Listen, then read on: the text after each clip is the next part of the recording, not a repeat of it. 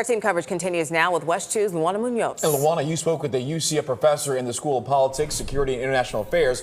Have we ever seen anything like this before in U.S. history? You know, the short answer is we have never had a president so late in the game drop out of the race. The only other president to drop out was Lyndon B. Johnson, LBJ, in the 1960s, and he did it around March, months ahead of the general election. So this is historic. So where does this leave the Dems right now, the Democratic Party? If they want to win, they have to get behind one person, and that person is Kamala Harris, who Biden has endorsed. The people voted on the Biden-Harris ticket 4 years ago, so this should come as no surprise. Since the debate with Donald Trump, Biden has been dropping lower and lower in the polls. Harris is doing much better right now in the polls than Biden would be doing. For Dems, who say that they didn't pick Harris as the presidential nominee, here's how our political analyst is responding to all of that.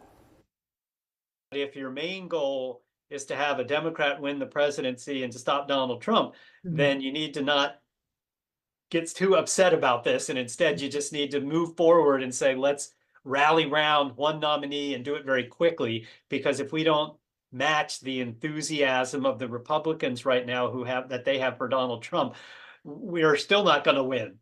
All right, so the big thing right now is strategy, right? So who would or should Harris pick as her VP? There are many candidates to choose from, like Governor Gavin Newsom of California. But California is not a state that the Dems need to win the presidency. They're not too worried about California. Analysts say that Democrats would have a better chance of winning if their VP nominee were a high-profile politician from swing states, like the governor of Michigan, Gretchen Whitmer, and Josh Shapiro of Pennsylvania. The next major concern that Democrats face is getting Harris on the ballot in every state before this election. The delegates, remember, they still have to place their votes for the official presidential and VP nominees.